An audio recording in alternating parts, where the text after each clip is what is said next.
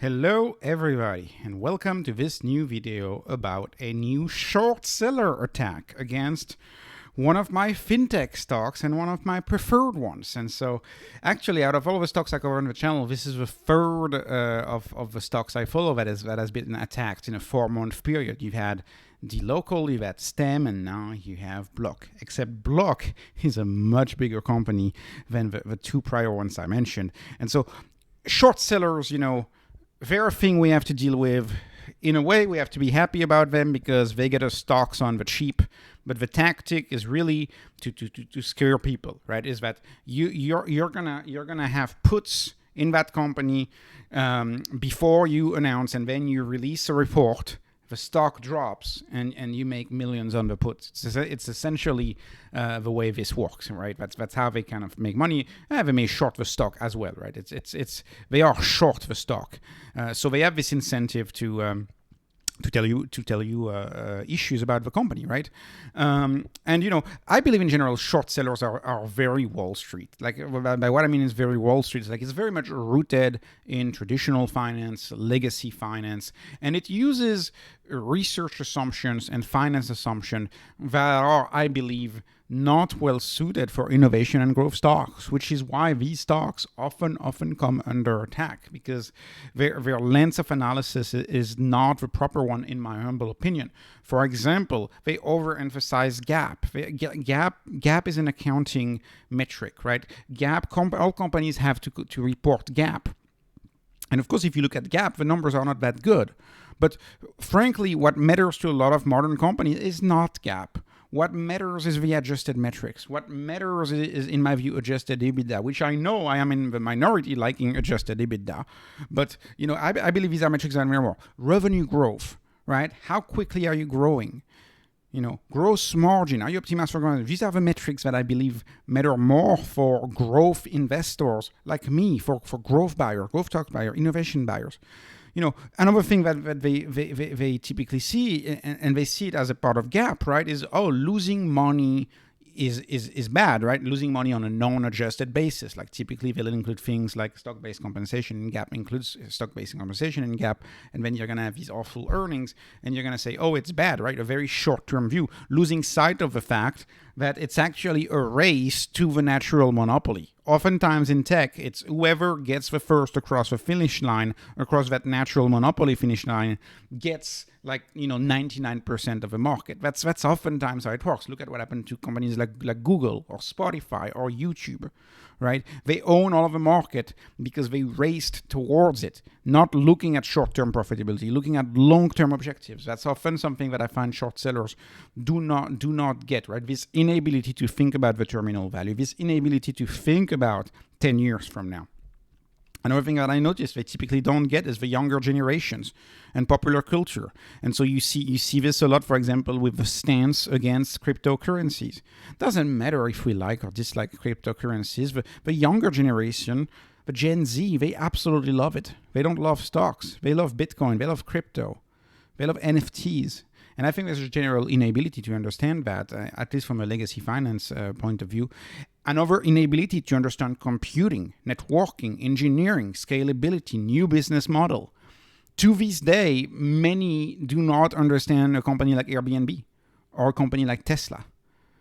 How could this company become so big? You still have people shorting Tesla. You still have people who don't understand Tesla because they don't have this inability to think from scratch, to think for yourself, right? You think based on prior assumptions that have been taught to you. That's not as good as thinking from zero and asking yourself, out of nothing, just do a mental thought, a mental experiment. Do you get to that same conclusion?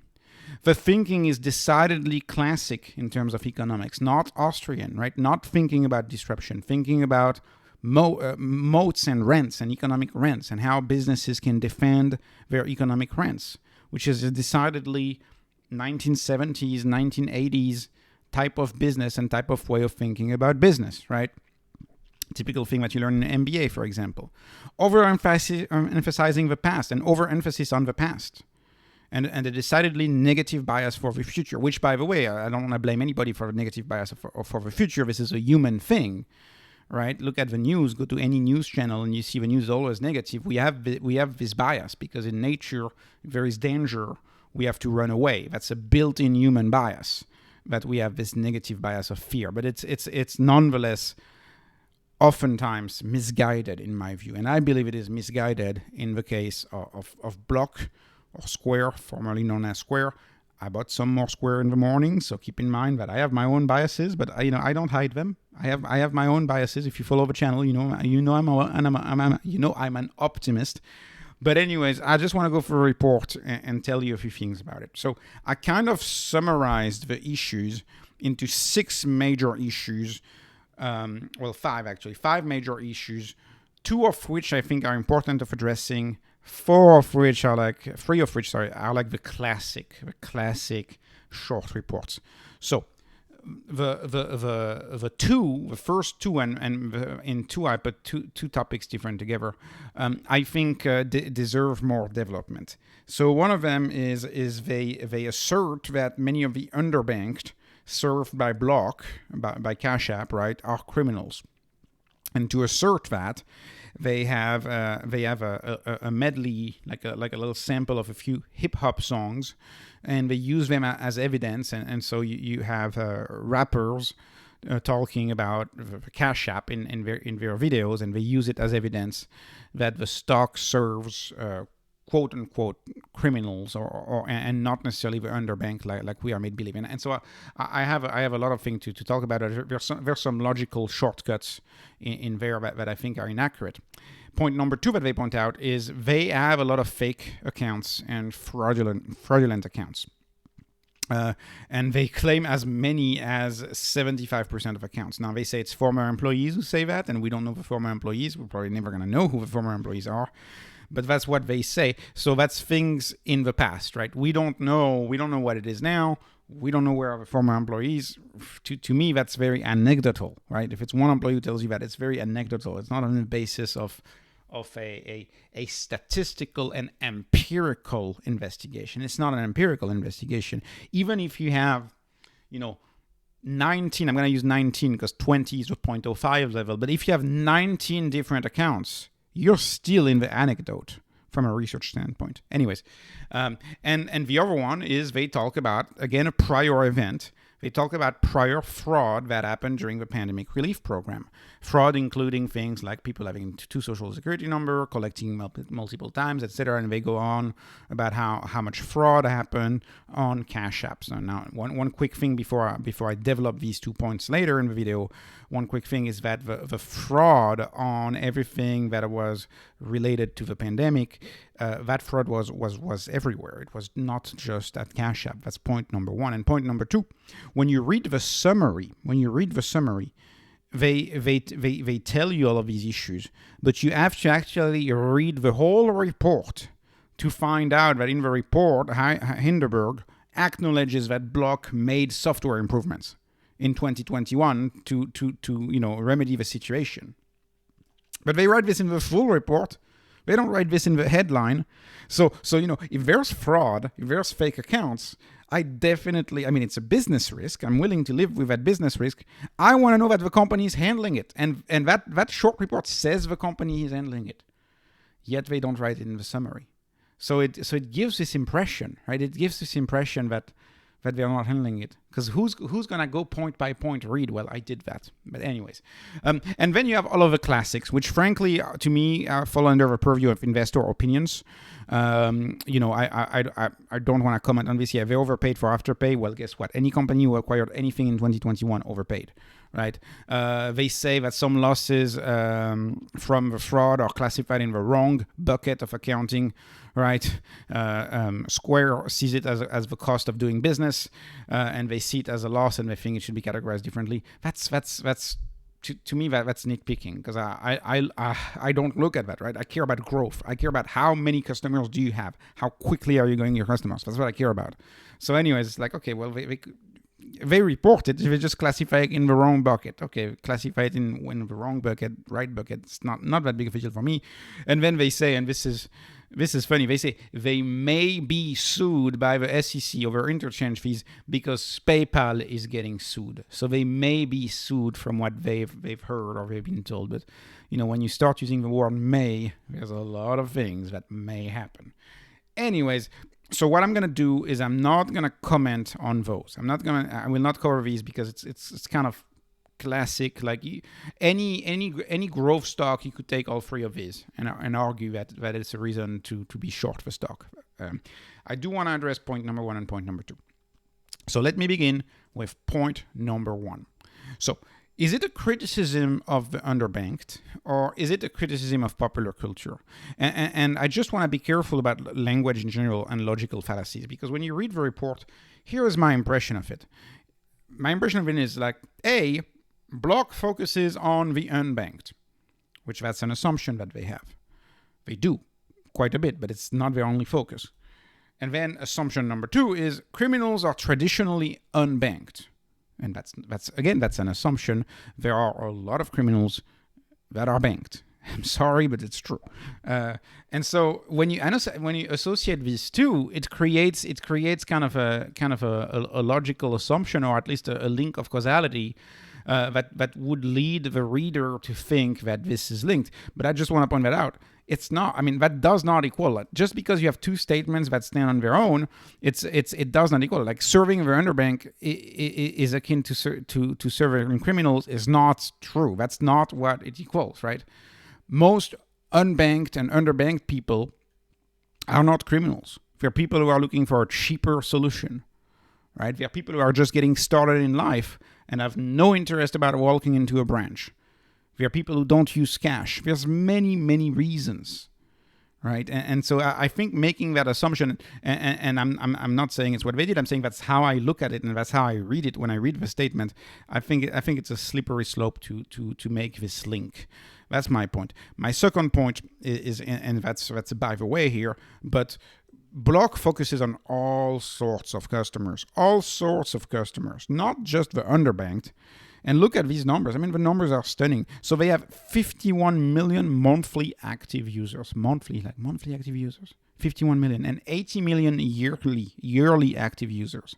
So in terms of reach as far as customer count, I'm not talking about money on the account or any of these financial metrics. I'm talking about the potential for 10 years from now. That's where my mind is at. They have 1.5 times the customer count, the number of people who are using their service than JP Morgan, the largest bank in America. Block, if you don't live in the US, CashApp, if you don't live in the US, is pervasive. It is everywhere. I mean, I see it in my daily life. Like, farmers market, they all have a CashApp code, like a cash code. You scan it. You go to a garage sale. You ask, how can I pay? They accept CashApp. If you want to pay a contractor or a landscaper, I don't know, a plumber, get a faucet replaced, whatever, they accept CashApp, right? Lots of people started using Bitcoin, buying Bitcoin through CashApp, right? After all of these bankruptcies, because they trust CashApp, right? More and more people pay at the store with a cash card. Try to go to I don't go to fast food much, but say go to like a Chipotle or something. Go to these more hip Gen Z targeting places. You'll see a lot of people with cash cards. Linked to their Cash App account, so etc. It is all encompassing. This is a company, in my view, that uses a broad definition of diversity of customers to their advantage, absolutely to their advantage. And they have, of course, a much younger customer crowd. But guess what? The younger customer crowd, that's the future. That's where we're headed. These are the high money-making customers of the future. I think Block is a little bit, more all-inclusive. So, for example, you're going to have less high earners than on SoFi, but SoFi has much fewer clients. I mean, this is two entirely different animals, right? So SoFi has 5.2 million, Cash App has 80 million. Like it's the number one digital wallet in the United States by a long shot, ahead of Venmo. Right. So anyways, so I just want to point that out. So is it a criticism of culture? And this got me thinking, right? One of the things when you read the report is they say, oh, Jack Dorsey, he's taking advantage of this of the hip hop culture, of the rap culture. And actually, when I've known Jack Dorsey, in the media for a while, and when I research him, I just want to point out that his love for hip hop and rap music in general long predates CashApp, and I think it's important to point that out. That's his own personal musical tastes. And so, of course, when you have a driven CEO with high insider ownership who has a personal musical taste in, say, for one particular musical genre, that's going to be natural, right? That's going to be his own myopia in a way, like his own way to look at the world is going to be like, oh, the coolest music is the music that I love. So, of course, he purchased Tidal, which is a hip-hop oriented streaming app. But that's not it. Like, he did other things. Like, he put a famous rapper, Jay-Z, on his board of directors. That's his thing. That's his passion. And frankly, my opinion of his musical style, in my view, I'm not a big fan of hip-hop, actually. I didn't grow up listening to that. It doesn't mean much to me. I'm very, very neutral. If I hear it on the radio, I'll shift to another channel. I don't know if that's just me, but I'm not, I'm not going to judge a CEO for loving a musical style. This is kind of ridiculous. This is kind of judging a CEO based on, anyway, I think it's a little ridiculous. And so one of the criticisms they had in the short report was, Dorsey, he's happy and he's using the fact that his favorite music style is using Cash App in the lyrics to talk about, to say, oh, look, we are becoming mainstream. We're becoming widespread. Look, they talk about Cash App in the music that I love, in my favorite style of music. Well, first of all, Cash App is becoming so pervasive. Get ready to hear it in a bunch more music, right? A lot of younger singers, when they're going to talk about money, it's not going to be money in the bank. It's going to be money in Cash App. Because if we are headed anything near to what China is at now with its 2 leading digital wallets, if we're leading anything near, this is a big threat to the banks, if you ask me. Cash App, I believe, is a big threat to the bank. Anyways, I've made a few videos on Cash App, and you can look at them on the channel. My point is, this seems like an easy attack on a musical genre, followed by an association to Cash App, and they created this YouTube video. And it's like you don't know how inclusive. You don't know. I mean, I have no way to know if the clips that they selected in the video that they posted are representative or not. I'm sure if there was someone talking about the Cash App for illicit activity, you wouldn't put it in that video because it would not make your case. Like I said, rap is not my favorite musical style. But I know enough about rap too, and this is I think this is very important to talk about this context, and this is why this reasoning by association from criminal to music I think is such an easy attack to make, because I know enough about rap music that to know that different genres cover different topics, and what's a recurring topic in rap music, right? It's going to be money. It's going to be cash, right? That's one of the key topics of this musical style. That's something that they talk about. Rock and roll at other topics, right? Blues at other topics. Electronic music as other topics. The topic of rap, they talk a lot about money, about cash, and about illicit activity. That's part of that musical genre. So of course it's going to be a great fit. Of course it's going to be a great fit in my view. And here's another thing. I just want to point out that rap music often features companies, often features luxury goods of all kinds. That's the nature. Like the nature of movie clips in rap are entirely different from, say, country music clips. Country music clips are about pickup trucks and God and country. If you look to rap music, it's about money and cash and illicit activity. That's part of that genre. and there's luxury goods associated, and one of the things that come up is you may have heard this. This is part of my study of popular culture. Have you heard of things like Raris and Lambos, right? That's nicknames that they give to Ferraris and Lamborghini, right? It's all part of the lyrics, and based on that, should I expect to see a short report soon on Ferrari's business, saying that Ferrari is catering mostly to criminal activities because rappers talk about Raris all the time? Should I make that association? Should I take, I don't know, maybe Nike or I don't know what brand, and should I make that association? No, I should not be making that association. That's the point that I'm trying to make.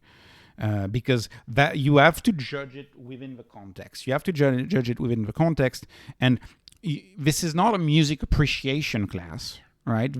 To me, this exercise is an investment exercise. I'm not trying to judge the musical quality of the melody of the music. That's not what I'm trying to judge. I'm trying to judge, is this contextually sound? And in my view, yes, you're gonna have a rap music. They're gonna talk about money. They're gonna talk about illicit activity. That's what not all of it, but some of the rap music does that, right?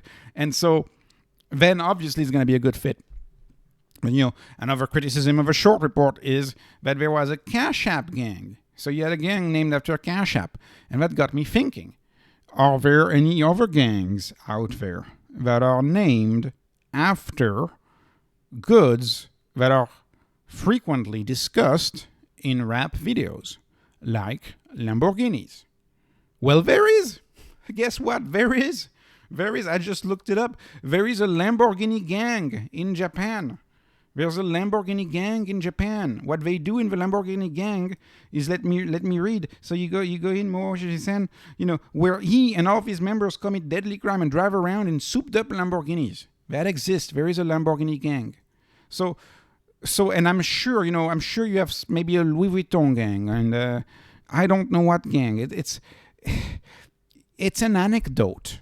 You're using an anecdote to attack a company. In my view, that's why I bought more shares today, and I was happy about that. It's like I was happy to buy more shares. This association of guilt to me is a little overdone.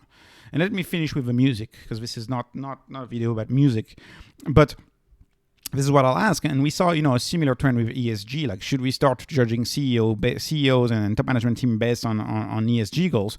Well, let me ask you this question: should we start judging the company's customers and the CEOs based on the musical preferences of their CEOs?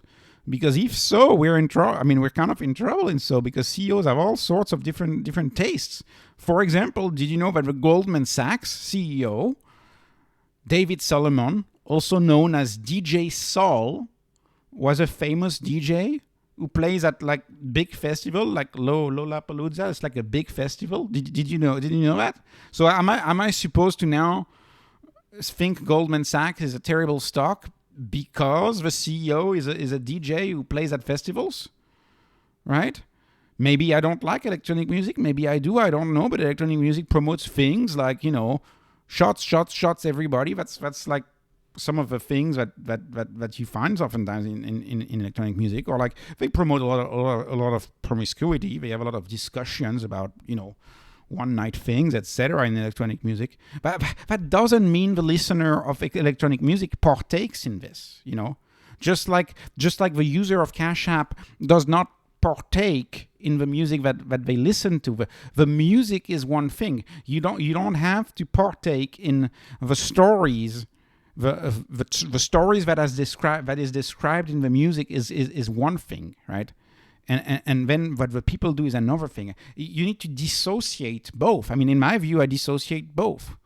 I listen to electronic music once in a while. I think it's nice, and the lyrics don't really mean much. And if you are in the rap genre, I would guess that most people don't even think about the lyrics. So anyways, a CEO can enjoy any musical genre, in my view, without necessarily having its customers participate in nefarious activities. Just like if you play a video game and say you play the bad guy in a video game, that doesn't mean you're the bad guy in real life.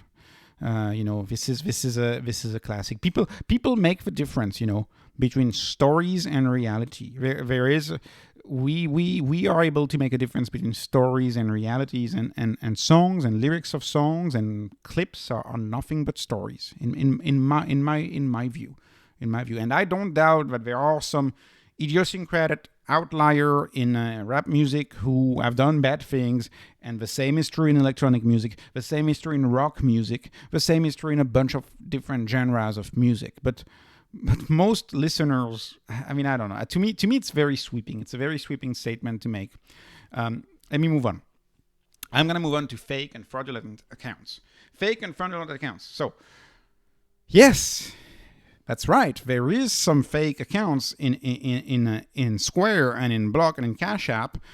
Thank you for letting me know about that. Actually, I was fully aware, and I think most people who invest in any type of social media is fully aware of that. Like, context is important, okay? There are 51 million monthly active users, 80 million yearly users in the US. So think about that number, 80 million that use it at least once a year. So Cash App has become ubiquitous. You use it for everything. So when you find 47 Elon Musks or 50 Donald Trumps, and you don't mention it in context in the report, which they didn't. Nowhere in the report do they mention that Cash App has 80 million customers. Like, that puts it into perspective. If I tell you 80 million to 50, that really puts it into perspective, doesn't it? In fact, I just searched for fun, and when they searched, they found 50 Donald Trumps. I just searched before making this video, I found 42 Donald Trumps. None of them had the same cash tags as those listed on the report. None at all. Not at all. That was for Elon Musk. Same for Elon Musk. None of them had the same. So, anyways, the point is what? The point is what likely happens, and this is the same for comments on YouTube, this is the same for Twitter, is whenever scammers register, right, Cash App takes them down. But it takes a few minutes to take them down. They have to improve that. But every single app out there has to improve that, right? And so, in my view, that's not a lot. And in my view, you're always going to have a floating amount of scams. Ideally, you would want to stop those fake accounts from doing anything before they even reach the platform. But when you look at the scale, you realize it's not really possible to do that, right?